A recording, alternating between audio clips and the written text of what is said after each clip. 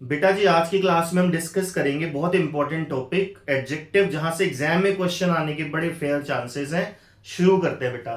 तो बेटा जी, एडजेक्टिव का मतलब होता है कोई भी ऐसा वर्ड जो किसी भी नाउन को या प्रोनाउन को डिस्क्राइब करे या मॉडिफाई करे। इसका मतलब है किसी भी नाउन या प्रोनाउन के बारे में अगर कोई वर्ड कुछ बताता है, उसकी विशेषता बताता है, तो ऐसे वर्ड्स को हम एडजेक्टिव कहते हैं।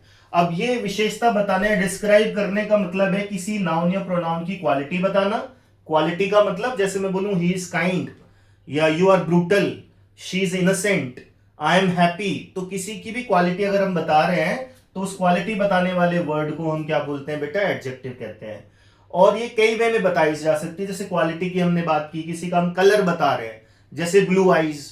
जैसे मैं बोलूं a red car hit the rider, तो a red car hit the rider में कार नाउन है और कार कैसी है? रेड कलर की है, तो रेड शब्द क्या हो गया? कार का एडजेक्टिव हो गया।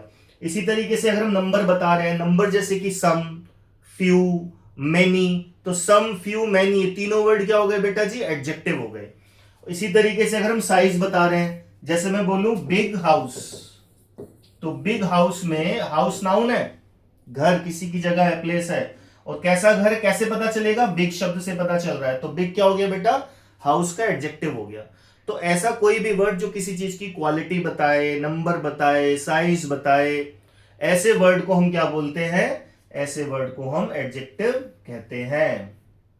अब थोड़ा सा इसमें बेसिक जाएंगे कि जो एडजेक्टिव होता है बेटा जी, उसके दो जो हम यूज करते हैं, उसके बेसिस पे एडजेक्टिव को हम दो तरीके से देखते हैं।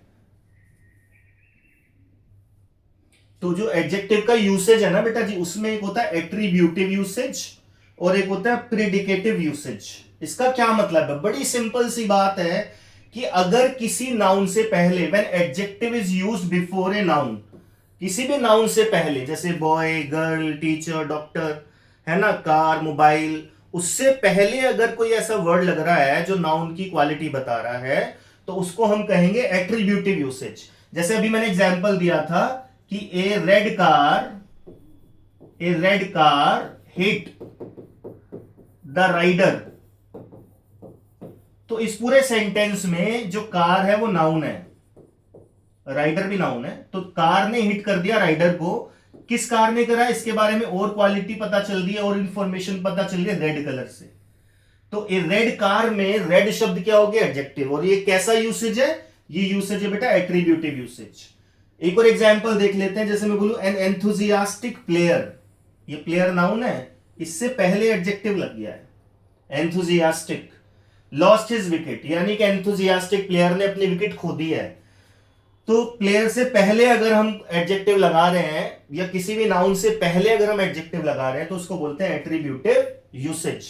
उसी तरीके से अगर हम बात करें, ए डेडिकेटेड टीचर अट्रैक्ट्स मोर स्टूडेंट, तो इसमें टीचर जो है वो नाउन है। अब नाउन के बारे में, टीचर के बारे में और इंफॉर्मेशन किससे पता चल रही है? डेडिकेटेड से। तो जो डेडिकेटेड है वो उन टीचर का क्या है? एडजेक्टिव है। तो ये डेडिकेटेड टीचर अट्रैक्ट्स मोर स्टूडेंट में जो डेडिकेटेड टीचर में डेडिकेटेड वर्ड पहले आया है नाउन से, इसको कहते हैं एट्रीब्यूटिव यूसेज। बड़ा सिंपल सा है, किसी भी नाउन से पहले अगर कोई एडजेक्टिव लगता है तो उसको बोलते हैं एट्रीब्यूटिव यूसेज। जैसे रेड कार, ब्लू आईज, है ना। आगे बढ़ते हैं बेटा। अगला है बेटा प्रीडिकेटिव यूसेज ऑफ एडजेक्टिव। ये भी बहुत सिंपल है। जब एडजेक्टिव का यूज हम नाउन के बाद कर देते हैं तो इसको बोलते हैं प्रीडिकेटिव यूसेज ऑफ एडजेक्टिव। नाउन के बाद कर देते हैं, यानी कि लास्ट में एडजेक्टिव पे सेंटेंस खत्म हो रहा है। जैसे विराट कोहली इज एंथुजियास्टिक, तो एंथुजियास्टिक के बाद कोई नाउन नहीं आ रही है। आ रही है क्या कोई नाउन? कोई नाउन नहीं आ रही है, बल्कि नाउन पहले आ रखी है, विराट कोहली। तो ये वाला जो यूसेज को बोलेंगे प्रीडिकेटिव यूसेज ऑफ एडजेक्टिव। अगर यहां पे होता विराट कोहली इज, या फिर हम एन लगाते एन एंथुजियास्टिक प्लेयर। अब अगर ये वाला यूज देखें, प्लेयर से पहले एंथुजियास्टिक आ रहा है, तो वो एट्रीब्यूटिव यूसेज हो जाएगा, जो भी हमने पहले नंबर पे समझा था। जैसे मैंने बोला तरुण सर इज डेडिकेटेड, तो तरुण सर क्या हो गई? नाउन, और डेडिकेटेड क्या हो गया? एडजेक्टिव। तो नाउन के बाद अगर एडजेक्टिव आ रहा है तो उसको हम बोलते हैं प्रीडिकेटिव एडजेक्टिव। लेकिन इसमें अगर मैं डेडिकेटेड में लगा दूं, तरुण सर डेडिकेटेड टीचर, तो ये टीचर नाउन हो गई, डेडिकेटेड एडजेक्टिव हो गया, फिर यहां मुझे ए भी लगाना पड़ेगा क्योंकि नाउन से पहले आर्टिकल आता है। तो Tarun sir is a dedicated teacher में अब टीचर से पहले डेडिकेटेड आ रहा है तो ये एट्रीब्यूटिव यूसेज हो जाएगा। तो एट्रीब्यूटिव यूसेज और प्रीडिकेटिव यूसेज ऑफ एडजेक्टिव, ये नॉलेज के लिए है, एग्जाम में यहां से क्वेश्चन बनता तो नहीं है बट हमें बेसिक सा पता होना चाहिए। अब क्वेश्चन कहां से आते हैं, जो बेस है पूरे टॉपिक का।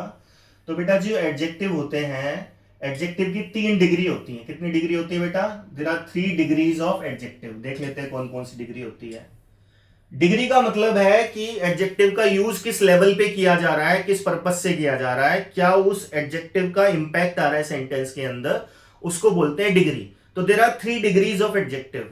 सबसे पहले हम बात करते हैं पॉजिटिव डिग्री। पॉजिटिव डिग्री का मतलब सिंपल सा है, whenever you tell about a noun और प्रोनाउन और आप उसकी कोई भी क्वालिटी बता रहे हैं, डिसक्वालिटी बता रहे हैं, नंबर, साइज, कलर कुछ बता रहे हैं, तो उसको हम बोलते हैं पॉजिटिव डिग्री। जैसे मैं बोलूं ही इज रिच, या आई एम कॉन्फिडेंट, या you are innocent, she is beautiful. तो इसमें हम क्या कर रहे हैं, सीधा केवल क्वालिटी बता रहे हैं किसी भी नाउन की, किसी भी प्रोनाउन की, किसी भी सब्जेक्ट की। तो जब किसी सब्जेक्ट की हम सिंपल क्वालिटी बता देते हैं तो उसको हम बोलते हैं पॉजिटिव डिग्री। तो जैसे मैं बोलूं कि nice, rich, happy, big, tall, ये सारे वर्ड क्या है? पॉजिटिव डिग्री हैं। जैसे Anil Ambani is not rich, तो नॉट रिच में रिच शब्द क्या है? पॉजिटिव डिग्री है। ठीक है। जब हम कंपैरिजन करेंगे दो चीजों में, जब हम क्या करेंगे बेटा? कंपैरिजन करेंगे, तब हम कंपैरेटिव डिग्री का यूज करेंगे। जब हम किसी भी एडजेक्टिव से हम कंपैरिजन करेंगे 2 थिंग्स में या 2 पर्सन में, तब हम कंपैरेटिव डिग्री का यूज करेंगे। जैसे मैं बोलूं कि गौतम अडानी मुकेश अंबानी से ज्यादा अमीर है, तो अब हम कंपैरिजन कर रहे हैं। तो जब कंपैरिजन करेंगे तो हम एडजेक्टिव की कंपैरेटिव डिग्री या कंपैरेटिव वाला रूप लिखेंगे। और उसके लिए हमें क्या करना पड़ता है, अगर कोई भी शब्द छोटा है जिसके 2 सिलेबल हैं, 2 शब्द खंड हैं, छोटा वर्ड है एडजेक्टिव के तौर पर, तो उसमें हम ER लगा देते हैं। बेटा क्या लगा देते हैं? ER। जैसे कि अगर हम बात करें रिच, तो रिच क्या बन जाता है? रिचर।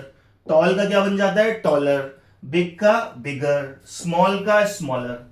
और अगर कोई वर्ड वाई पे खत्म होता है तो उसमें हम वाई हटा के IER लगा देते हैं, जैसे हैप्पियर और हेल्थियर। ये कब यूज करते हैं? जब 2 चीजों को कंपेयर करना होता है। जैसे मैं बोलूं कि she is tall than her mother, तो बेटा गलत हो जाएगा ये, क्योंकि कंपैरिजन हो रहा है ना, तो कंपैरेटिव डिग्री लगानी पड़ेगी। वो क्या बन जाएगा? टॉलर। तो she is taller than her mother ठीक होगा, she is tall than her mother करेंगे तो गलत हो जाएगा। कंपैरिजन करेंगे 2 चीजों का, 2 लोगों का, तो हमें कंपैरेटिव डिग्री लगानी पड़ेगी। और अगर एडजेक्टिव थोड़ा सा बड़ा है साइज में, जिसके 2 से ज्यादा सिलेबल हैं, सिलेबल मतलब शब्द खंड है 2 से ज्यादा, वो देख के रियलाइज हो जाता है सेंटेंस में ये वर्ड बड़ा आ रहा है, तो ये इसमें हम ER या IER नहीं लगा सकते हैं। जैसे मैं बोलूं इंपॉर्टेंट, ब्यूटीफुल, कॉन्फिडेंट, तो समझ में आ रहा है कि इंपॉर्टेंट में ER लगा के जब कंपैरिजन करेंगे तो इंपॉर्टेंटर तो नहीं हो सकता, या कॉन्फिडेंट में कॉन्फिडेंटर तो नहीं होगा, या ब्यूटीफुल में ब्यूटीफुलर तो नहीं होगा। तो हम कंपैरिजन करने के लिए फिर क्या लगाएंगे बेटा? मोर। फिर क्या वर्ड लगाएंगे? अगर सिलेबल ज्यादा है, वर्ड बड़ा है, तो मोर। जैसे मोर इंपॉर्टेंट, जैसे कि this question is more important than that question, ये वाला क्वेश्चन ज्यादा इंपॉर्टेंट है उस क्वेश्चन से। तो कंपैरिजन के लिए क्या लगाएंगे बेटा जी? मोर। अब हम आगे बढ़ते हैं, तीसरी डिग्री होती है बेटा सुपरलेटिव डिग्री। तो एक डिग्री होती है पॉजिटिव, जिसमें हम सीधा बात करते हैं कि भाई ये नाउन या प्रोनाउन की ये विशेषता है, जैसे कि he is tall, she is small, you are beautiful, I am happy. तो इसमें क्या कर रहे हैं हम? सिंपल एक एडजेक्टिव बता रहे हैं, क्वालिटी बता रहे हैं, पॉजिटिव डिग्री हो गई। जब कंपैरिजन करेंगे, जैसे कि वो अपनी मदर से ज्यादा लंबी है, तो she is taller than her mother, comparative degree के लिए हमें कंपैरेटिव एडजेक्टिव लगाना पड़ेगा।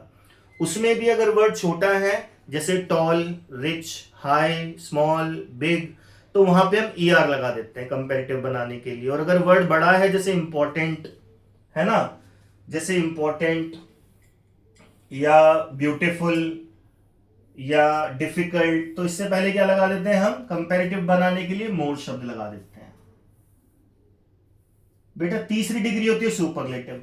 सुपरलेटिव का मतलब होता है जब हम इंडिकेट करना चाहते हैं कि किसी की भी सबसे ज्यादा, मतलब कि कोई भी ग्रुप है उसमें हम जब ये बताना चाहें कि कोई भी नाउन या प्रोनाउन इन अ ग्रुप या बहुत सारी चीजों में, बहुत सारी चीजों में सबसे ज्यादा क्वालिटी पजेस करता है। जैसे कि मैं बोलूं कि मुकेश अंबानी भारत में सबसे अमीर है, या मैं बोलूं कि वंश क्लास में सबसे लंबा है, या मैं बोलूं आदित्य क्लास में सबसे इंटेलिजेंट है, या मैं बोलूं प्रणव क्लास में सबसे शैतान है।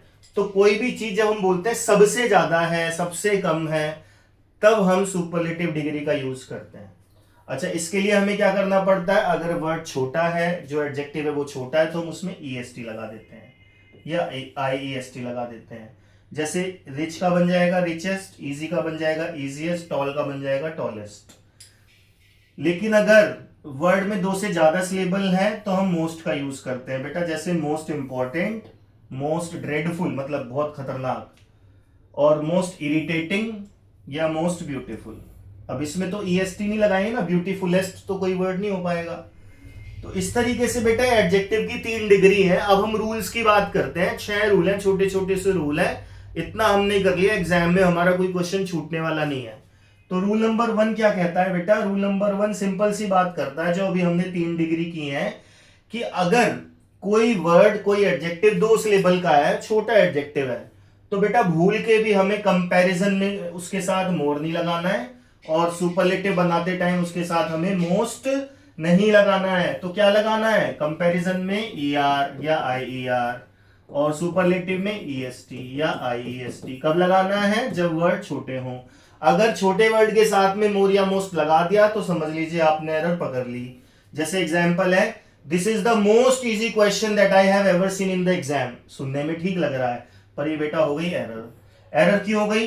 क्योंकि मोस्ट इजी जैसा वर्ड नहीं होना चाहिए, क्योंकि इजी जो शब्द है उसकी सुपरलेटिव बनाने के लिए हमारे पास प्रोविजन है आईईएसटी लगाने का। तो right sentence would be this is the easiest question. तो इजीएस्ट की जगह पे मोस्ट इजी अगर लग गया तो सेंटेंस हमारा गलत हो जाएगा। जैसे एक और एग्जांपल देखें कि तुम्हारा भाई तुमसे ज्यादा रिच है, your brother is more rich than you. बेटा ये गलत हो गया, क्योंकि रिच को कंपैरेटिव बनाने का प्रोविजन है ईआर लगा के। तो हमें क्या करना है? रिचर लगाना है। तो your brother is richer than you. तो इसी तरीके से अगर मैं एक और एग्जांपल लूं और मैं ये कहूं कि she is the most tall, या टॉलेस्ट भी लिख दूं, गर्ल इन अवर क्लास। वो हमारी क्लास की सबसे लंबी लड़की है। तो जब ऑलरेडी सुपरलेटिव डिग्री लगा दी है तो मोस्ट लगाने की जरूरत नहीं है, ये एरर हो जाएगी।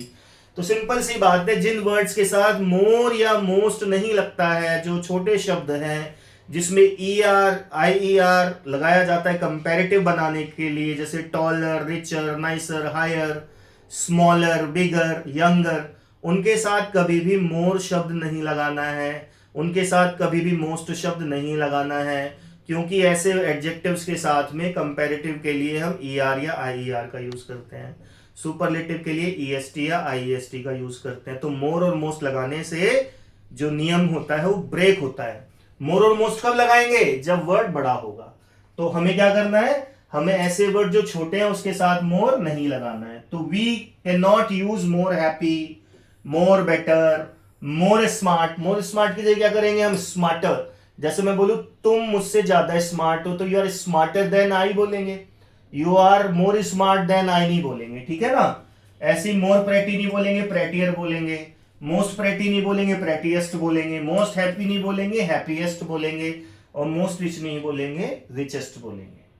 और दूसरा रूल इसी की अगली कड़ी है बेटा, हमें सुपरलेटिव डिग्री से पहले दा लगाना कंपलसरी है।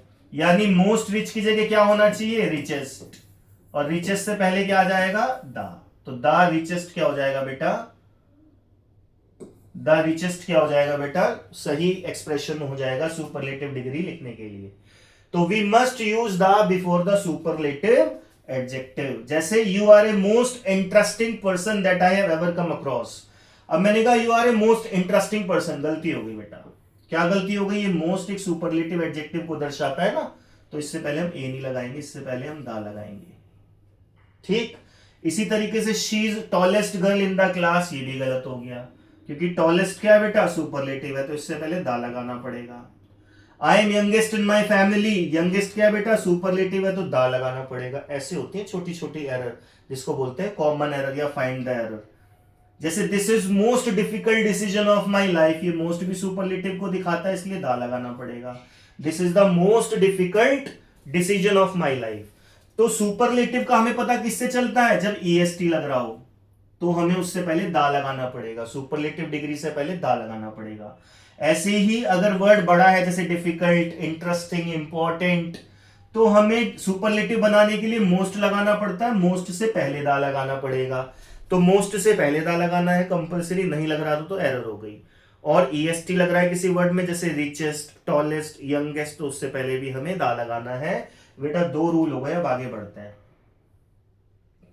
अब तीसरी बात है बेटा, ये कई बार एग्जाम में क्वेश्चन आया हुआ है, 9th 10th 11th के एग्जाम में बहुत बार आया है कि हमें क्या है कि बचपन से हमने सीखा है, जब हम कंपैरिजन करते हैं किसी का किसी से, तो देन के बाद मतलब देन वर्ड लगा देते हैं कंपैरेटिव डिग्री के बाद।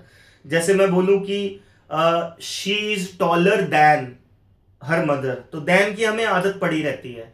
लेकिन ये 6 वर्ड ऐसे हैं जो हमें ध्यान रखने बेटा, यंगर, एल्डर, जूनियर, सीनियर और सुपीरियर और इंफीरियर। बस छोटी सी बात है, ये 6 वर्ड याद कर लेना। कौन कौन से 6 वर्ड याद करने हैं? Younger, Elder, junior, senior, superior और इंफीरियर। इन 6 वर्ड के साथ भूल के भी देन नहीं लगाना है। क्या लगाना है? फिर टू लगाना है। यानी अगर मैं बोलूं you are younger than me, सुनने में सही लग रहा है, बहुत लोग बोलते भी है, एग्जाम में आएगा तो गलत हो जाएगा। यंगर के बाद क्या लगाना है? टू लगाना है, यंगर टू मी। ऐसे ही एल्डर के बाद भी देन नहीं लगाना, एल्डर टू मी या एल्डर टू हिम। जूनियर के बाद भी देन नहीं लगाना, you are junior than me नहीं होगा, you are junior to me होगा। तो ऐसे ही सीनियर, सुपीरियर और इंफीरियर का भी ध्यान रखना है। जैसे he younger than my brother, गलत हो गया बेटा, यंगर देन नहीं आएगा, यंगर टू आएगा। I am elder than you नहीं होगा बेटा, I am elder to you होगा। My father is senior than you नहीं होगा, my father is senior to you होगा। I am not junior than you नहीं होगा, जूनियर के बाद टू आएगा। तो ये 6 वर्ड हमें याद रख लेने, छोटा सा रूल है। और चूंकि ये अपने आप में ही कंपैरेटिव है, तो इनके साथ में मोर का यूज नहीं करना है। तो मोर जूनियर या मोर सीनियर नहीं होता कि मैं तुमसे ज्यादा सीनियर हूं तो I am senior to you होगा, आई एम मोर सीनियर नहीं होगा, क्योंकि सीनियर वर्ड अपने आप में ही कंपैरेटिव है। अब रूल नंबर 4 करेंगे बेटा कि there are some adjective which give absolute sense, therefore we should not use more और मोस्ट। तो बेटा कुछ एडजेक्टिव हैं जो अपने आप में ही कंप्लीट सेंस रखते हैं, तो ना तो उसके साथ हम कंपैरेटिव बनाने की कोशिश करेंगे मोर लगा के, ना सुपरलेटिव की कोशिश करेंगे मोस्ट लगा के। जैसे कि एक वर्ड है परफेक्ट, तो परफेक्ट अपने आप में ही कंप्लीट वर्ड है, तो ऐसे नहीं बोलेंगे you are the most perfect candidate I have seen, गलत हो जाएगा। यू आर परफेक्ट सिंपल बोलेंगे, मोस्ट परफेक्ट का यूज नहीं करेंगे। ऐसी यूनिक, कई बार लिखा हो, कई बार कोई बोल देता है कि Taj Mahal is the most unique building, भाई वो यूनिक अपने आप में ही एब्सोल्यूट है, उसको हमें और सुपरलेटिव नहीं करना है। तो यूनिक हो गया, यूनिवर्सल हो गया, सुप्रीम, जैसे America is the most supreme country in the world, गलत हो जाएगा। तो अमेरिका इज सुप्रीम या अमेरिका इज द सुप्रीम। तो सुप्रीम के साथ, इम्पॉसिबल के साथ, नेसेसरी के साथ, एसेंशियल के साथ, जैसे मोस्ट एसेंशियल नहीं है, एसेंशियल ही होगा, या मोर एसेंशियल नहीं होगा। तो ये अपने आप में ही जो वर्ड है परफेक्ट, यूनिक, सुप्रीम, इम्पॉसिबल, इनको बोलते हैं एब्सोल्यूट एडजेक्टिव, इसलिए इनके साथ ना तो मोर का यूज करेंगे ना मोस्ट का यूज करेंगे। ठीक है बेटा जी। रूल नंबर 5 देख लेते हैं, टू और टू, इसका क्या मतलब होता है बेटा जी? जब हम बात करते हैं ना कि किसी की इनेबिलिटी को दर्शाते हैं, किसी काम को ना करने की सिचुएशन को दर्शाते हैं, तो ये वाला फॉर्मेट यूज करते हैं। जैसे मैं बोलूं कि वह इतना कमजोर है कि चल भी नहीं सकता। अब कोई भी सेंटेंस इस पैटर्न का हो, जैसे कि वह इतना गरीब है कि रेंट भी नहीं दे सकता, या वो इतना बीमार है कि खाना भी नहीं खा सकता है। तो जब हम किसी की इनेबिलिटी को बताते हैं तो फॉर्मेट ये रखना है, जैसे ही इज, अब ये टू लगा देना है, तो ही इज टू वीक, उसके बाद एक और टू लगा देना है, और चल नहीं सकता है walk, he is too weak to walk. जैसे he is too poor to buy house, छोटा सा रूल है, बस इसमें ध्यान रखने वाली बात यह है कि टू की जगह फोर लग रहा हो तो आप एरर पकड़ लेना। यानी अगर यहाँ पे टू आ रहा है, फिर एक एडजेक्टिव आ रहा है, तो फिर इधर टू आना चाहिए और वर्ब की फर्स्ट फॉर्म आनी चाहिए। अगर इधर फोर आ रहा है तो समझ लेना एरर हो गई है। तो कह रहा है कि आई was too tired for meeting him, गलत हो गया, क्योंकि अभी सीखा टू के बाद एडजेक्टिव है तो फिर टू आएगा, तो सही होगा I was too tired to meet him. ये छोटा सा रूल ध्यान रखना था। जैसे एक और एग्जाम्पल है कि Vaibhav Suryavanshi is too young, अब टू यंग है ना, इसके बाद फोर लगा देंगे फॉर द टीम, गलत हो जाएगा। तो Suryavanshi is too young to be selected in Indian team, तो टू के बाद यंग और उसके बाद फिर से एक और टू और वर्ब की फर्स्ट फॉर्म।